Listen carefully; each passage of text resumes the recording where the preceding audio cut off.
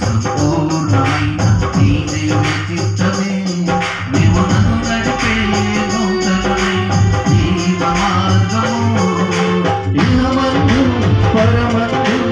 ఆశ్రయమైన మార్గము ఇన్నాళ్ళు స్థిరమైన